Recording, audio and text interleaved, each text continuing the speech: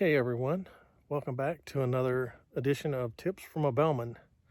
Today we're in Redrock Canyon, about 4 miles in on, I don't forgot the name of the trail now. Oh my God. Anyway, so wanted you to check out where I am. Tell me what you think. So check out this view. All right, that's the trail where I came up. And there's some red rocks. It goes more into the Buck Canyon area, I guess. I got a late start today, plus it's really overcast, so I hope this video turns out good. And it might be a little on the dark side, but anyway,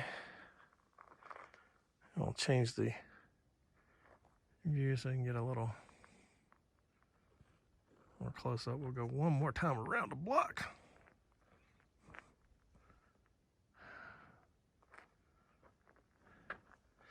Not a bad hike. I said I went about 4 miles in. I normally like to hike Mount Charleston more than I do Redrock, because I'm more of a greenery guy, not a desert guy, but this does have some greenery. And usually when I hike at Mount Charleston, it's usually about 8 miles. So this is 4 miles in, 4 miles out, so that's 8 miles. Okay. So anyway, I'm gonna tell you a little story once we get started here. Let me put my pack back on and we'll head out. Okay. Really should have brought my GoPro today. Well, the thing is, one of the old ones, I got a GoPro 4 and I have an external mic, but it's not the greatest. But anyway, I'll upgrade later. So I'm just doing this on my phone. So I figured I'd tell you this story while we're walking out. Make it a little interesting. Oh, and by the way, this is called the First Creek Trail. So it takes about 45 minutes to an hour to get up to the point that I was at and turn around. It's not too bad.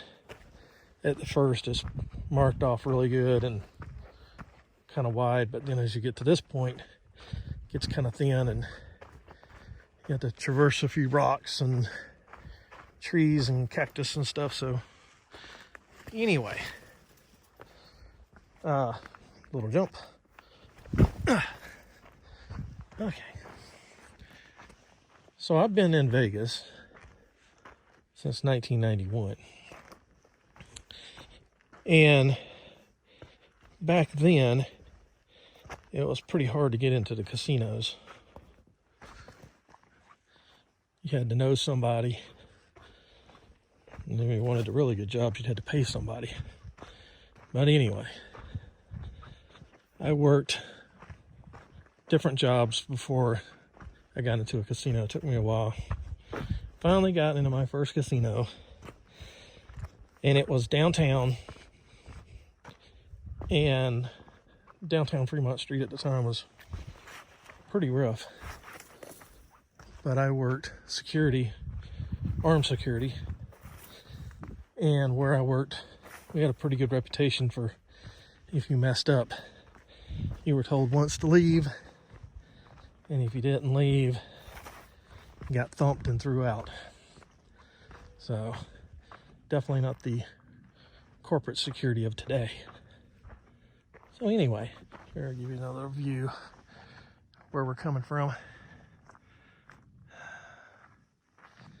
So anyway, as security, we also drive the limos. So we would do different runs. I just went off the trail. Oh, this way. So they would have you do runs sometimes. And one day I got called by the chief. They said, yeah, we need you to go and go up to the steakhouse and pick up some steaks, take them to so-and-so's house. Of course, I'm not going to tell you who. If you don't know, working in the casinos, especially nowadays, they have disclosure clauses. So, can't name names, tell who the good tippers are, the bad tippers, all that kind of stuff. Who you saw drunk, all that kind of crap. So anyway, they said, we need you to go get the steaks and take them to this person's house. I was like, all right, that's cool. Gives me an excuse to get out of the casino and do a little driving. And we had this one smaller limo that we'd use for runs. So I go up to the steakhouse and they got it all packaged up and everything. Oh, you hear from Mr. So-and-so's Steaks? Yep. So I go to the limo, drive to this person's house, and nice big house, the good sized yard and gated, gated area. So I walk up and I push the little intercom button on the gate, and there's a walkway leading to the house, big grassy area. So they come on, they go, hey, I'm Tracy from the such and such casino. I got your steaks. He says, okay, I'll buzz you in. They buzz the gate, and I'm like, I don't go in the gate.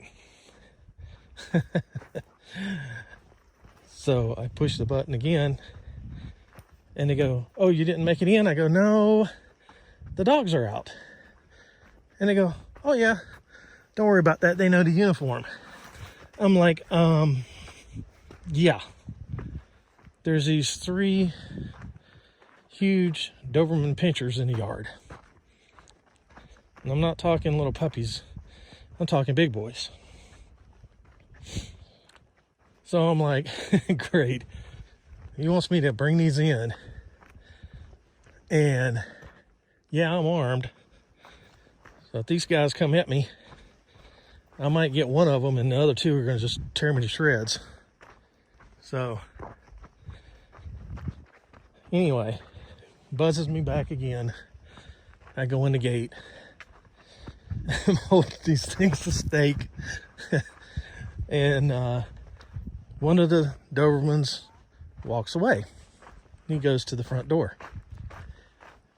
The other 2 Dobermans stand on each side of me, and they walk with me all the way to the front door. Lady opens the door. He says, oh, you have our steaks? I go, yes, ma'am. From the such and such steakhouse. She takes them,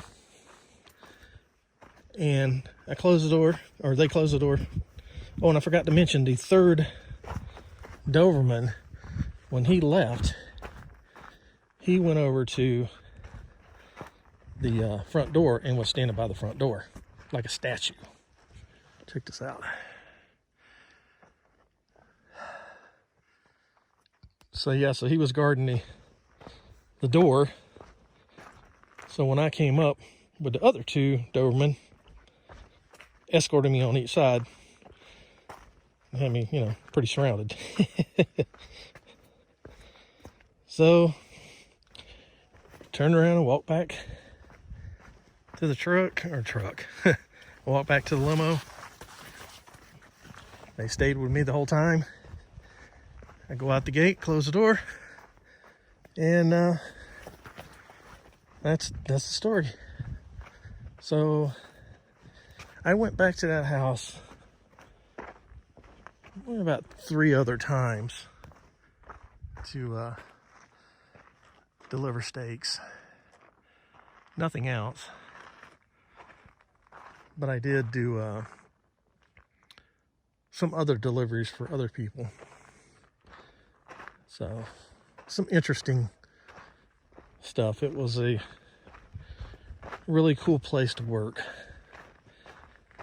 It was almost mobbish, like old Vegas was. Not the new corporate Vegas it is now.